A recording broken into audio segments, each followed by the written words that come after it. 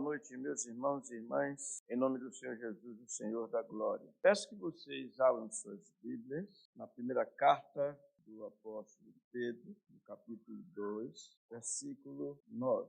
Carta do apóstolo Pedro, capítulo 2, versículo 9.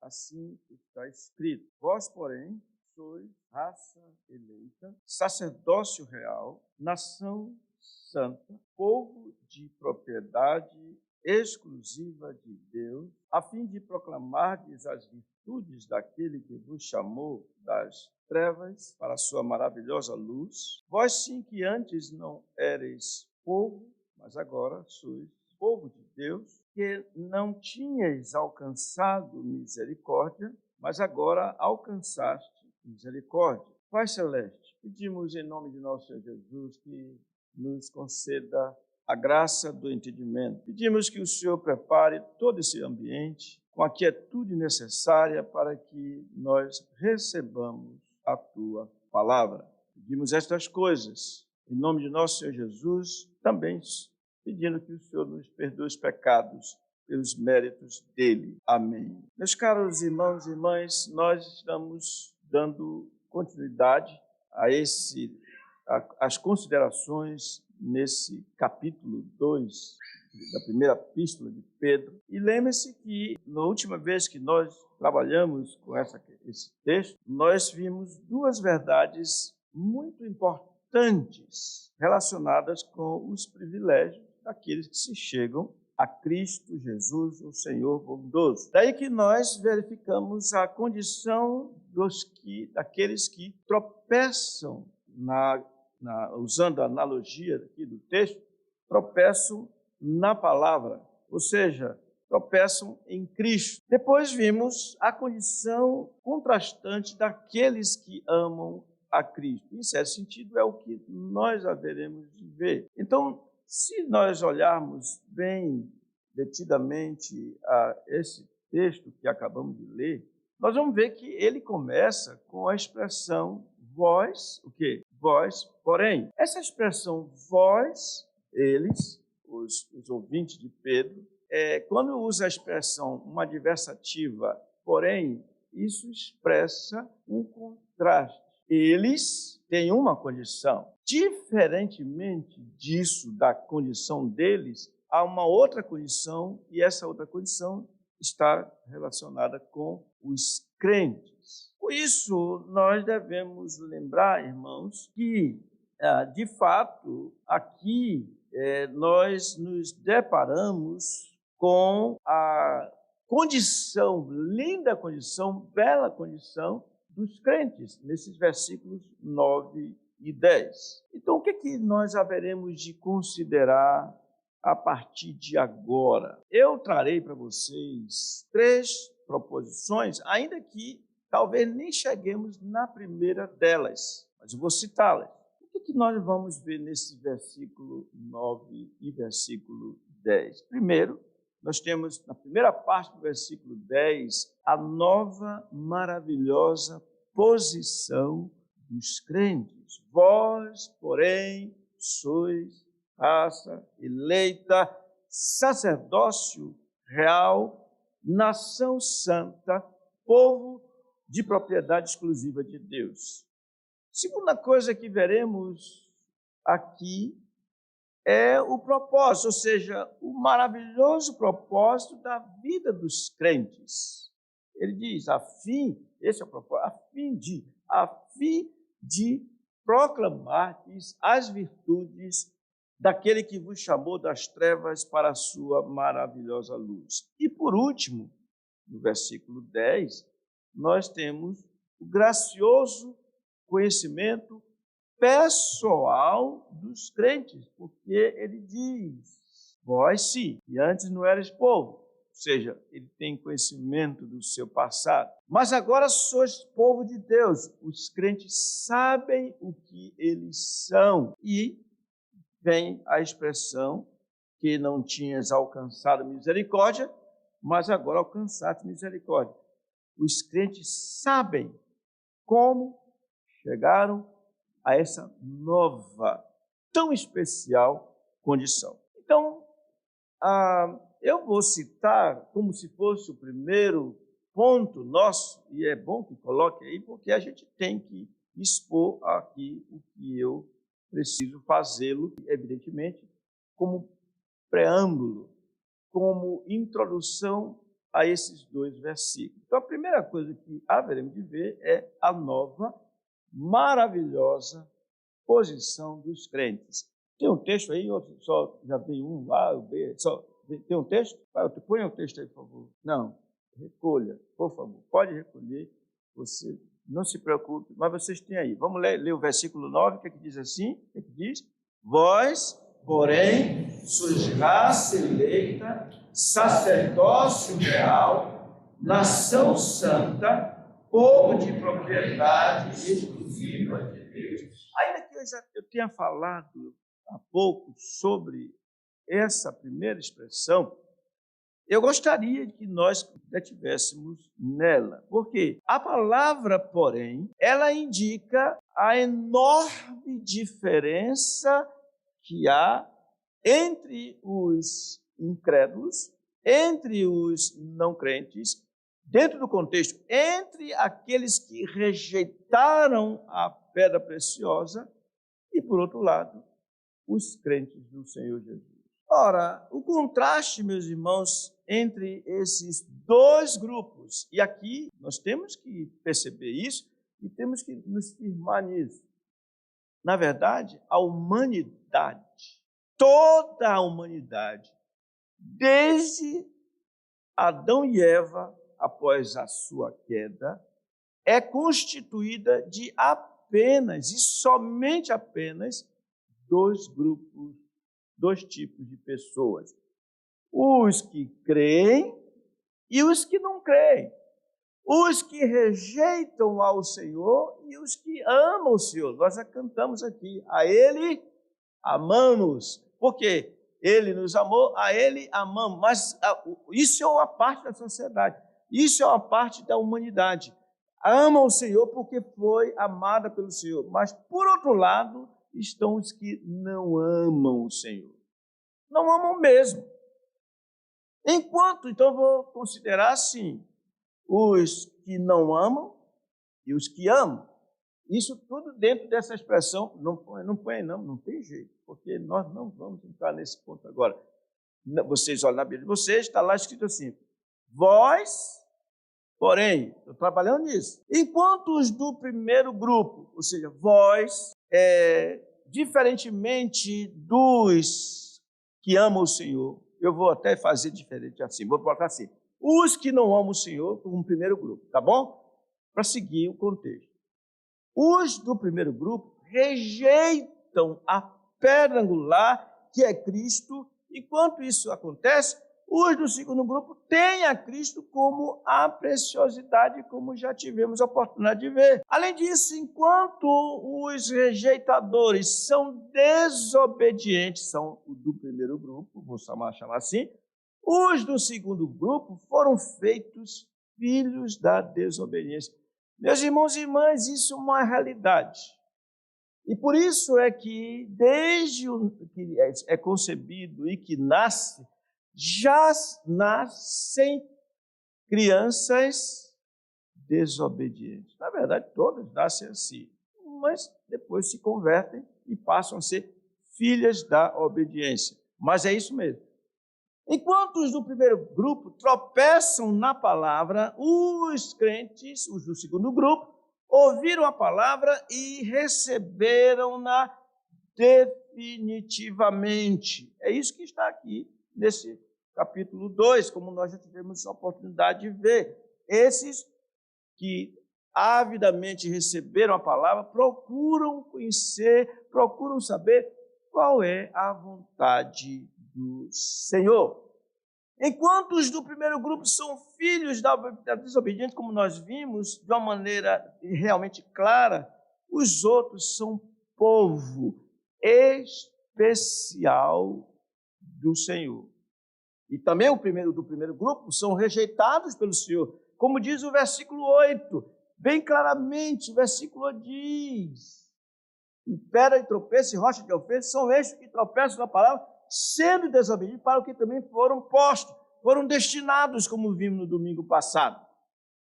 E nessas considerações, enquanto os do primeiro grupo foram deixados nos seus pecados, os do segundo grupo alcançaram misericórdia. Ou seja, foram libertados do império das trevas e transportados para o reino do Filho do amor de Deus. Vocês entenderam isso? Tudo isso dentro dessa expressão vós, o porém, o contraste entre os crentes e os não crentes. Então vejamos, agora sim. Primeiro, a nova... aliás, você já pulou, foi? Eu disse primeiro, trabalhar comigo não é fácil não, né? Tem que ter paciência. Isso posto, irmãos, vamos focar na nova posição dos crentes, considerando esta posição à luz de 4 aspectos distintos. O que é que eu vou fazer?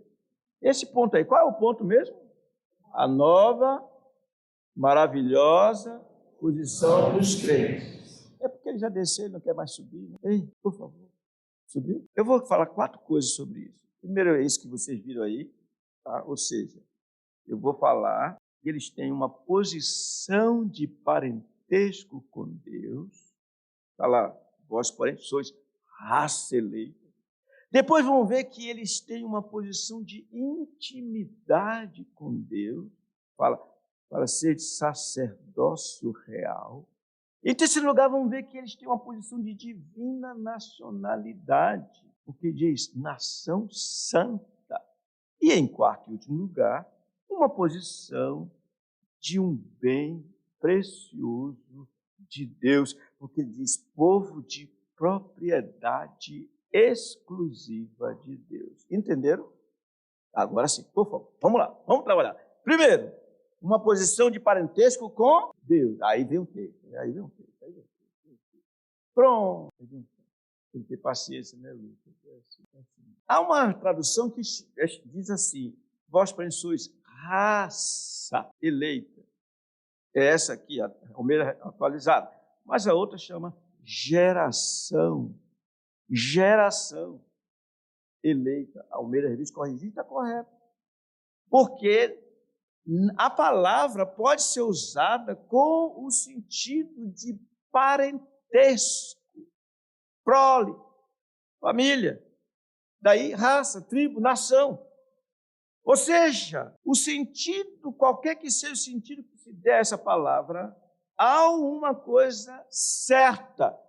O apóstolo Pedro está chamando a atenção para o fato de que os crentes são os íntimos de Deus, como são os parentes próximos de alguém, os filhos de alguém, ou mesmo os pertencentes à mesma raça. Em outras palavras, os leitores de Pedro são os escolhidos.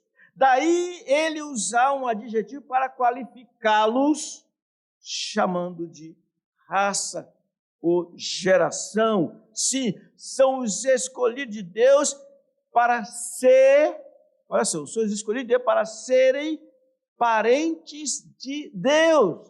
É impressionante um negócio desse. Ora, é a Bíblia que diz, irmãos, que os crentes são coparticipantes da natureza divina. Está lá, 2 Pedro, no capítulo 1, a segunda carta. Dá uma olhadinha lá, para não dizer que eu estou inventando coisa aqui.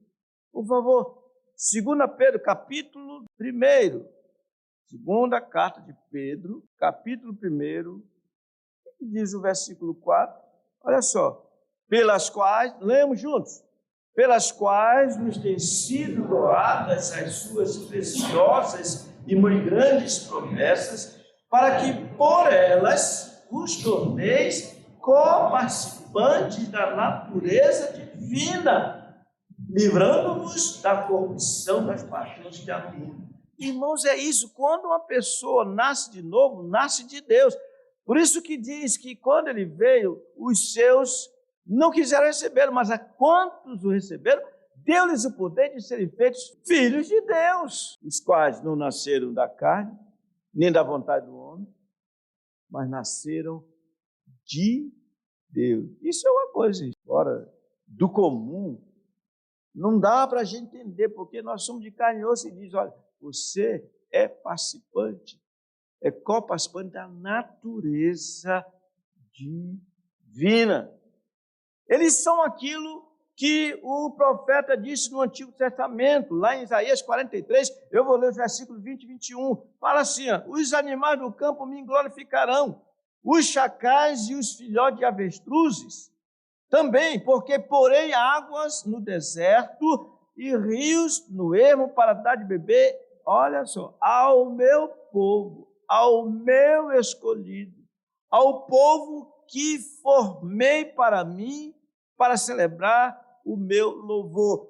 Então, essa proximidade é exatamente ligada ao parentesco. Por isso, eles são, de fato, parentes de Deus, pois foram feitos membros do corpo de Cristo, o Filho de Deus.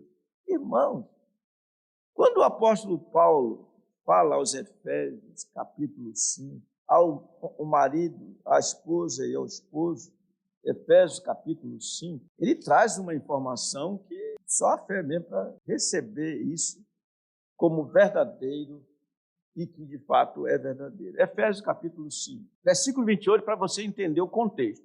Ele fala assim, assim também os maridos devem amar sua mulher como ao próprio corpo. Quem ama a esposa, a si mesmo se ama. Porque ninguém jamais odiou a própria carne, antes a alimenta e dela cuida, como também Cristo faz com quem? A igreja. Olha a informação. Por quê? Diz Paulo. Somos membros de quê? Do seu corpo, de sua carne e de seus ossos. Tem uma expressão uma tradução que tem essa expressão.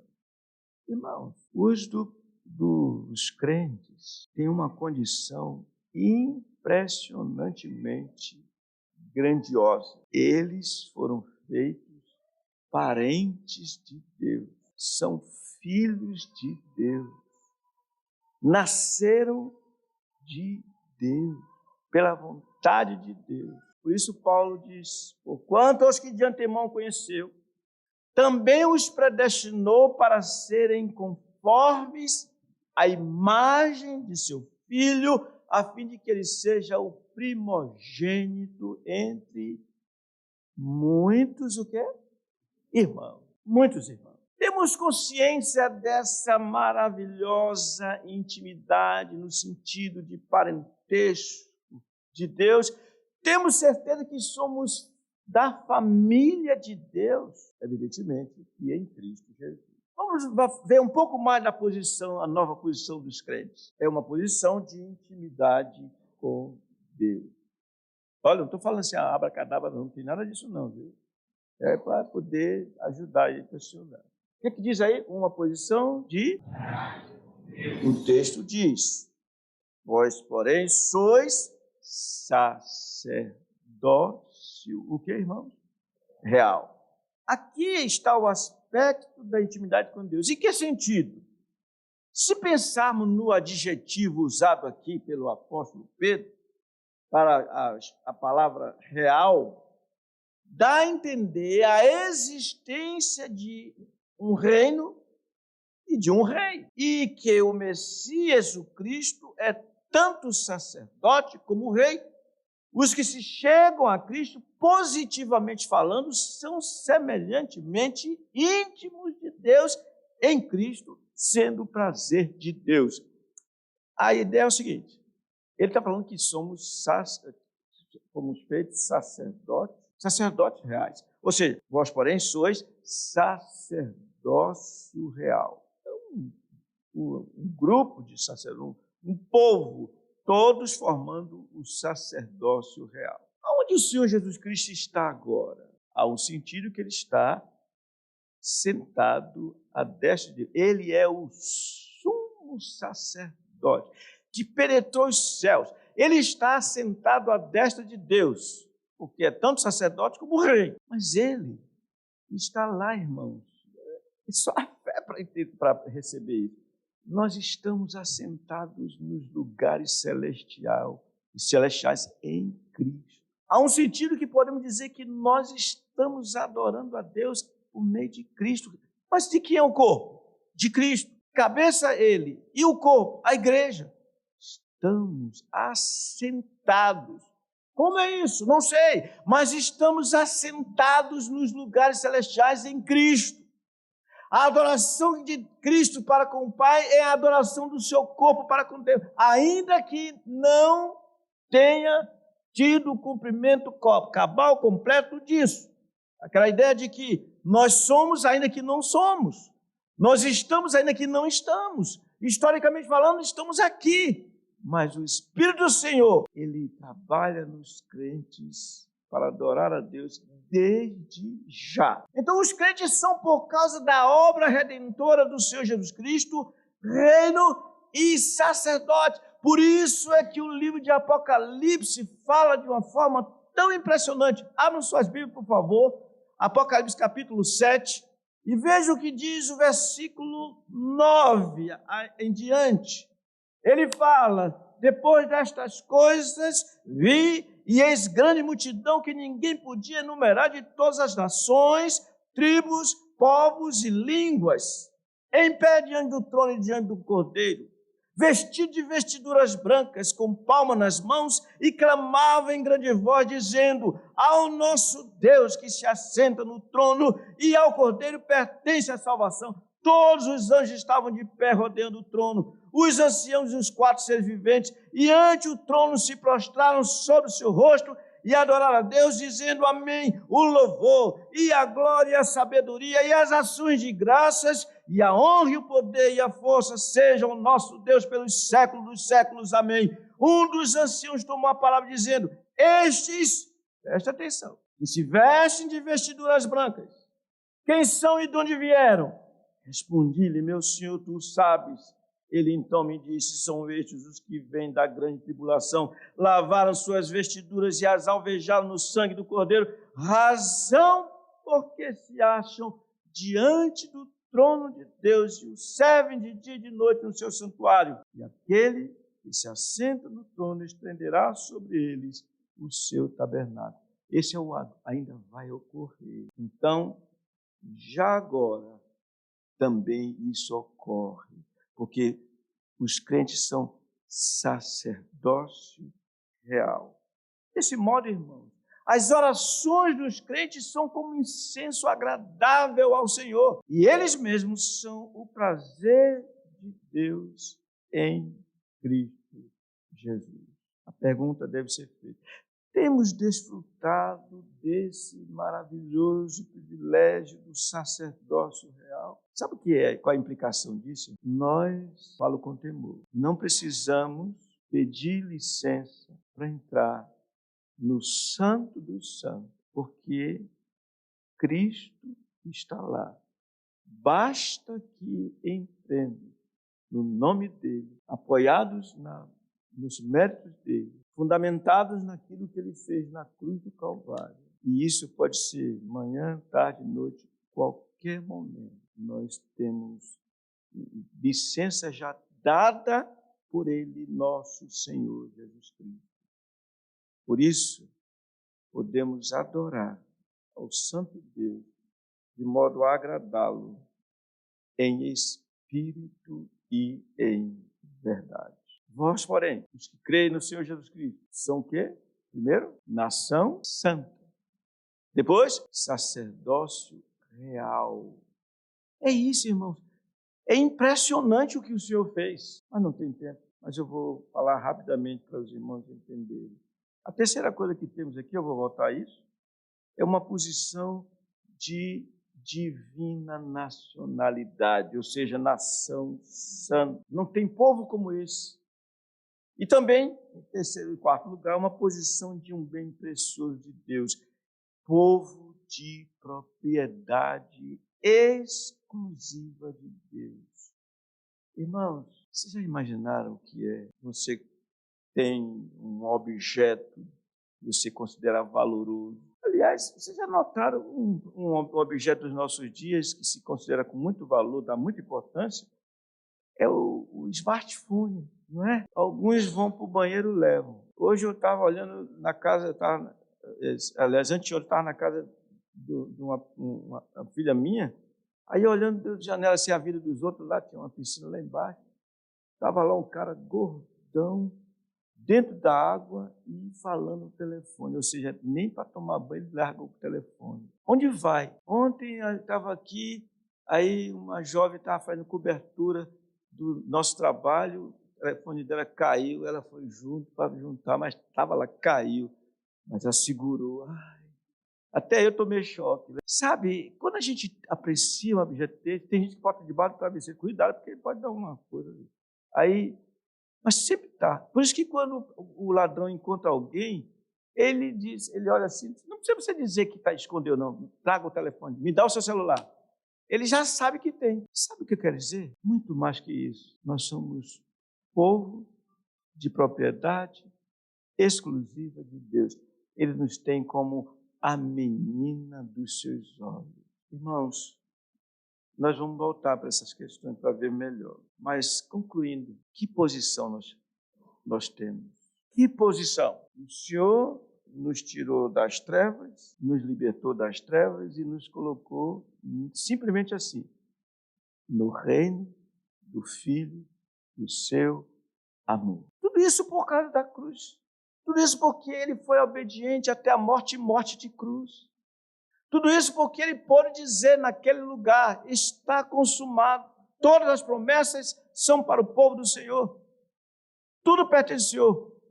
Por isso ele disse, das minhas mãos, as minhas ovelhas ninguém as pode arrebatar. Eu e o Pai. Tem uma autoridade para isso, porque eu e o Pai somos um. Pasmemos, eu e o Pai somos um. Podemos dizer, nós nele somos um. Nós, junto com o Pai, nele também somos um. É pouca coisa? Não.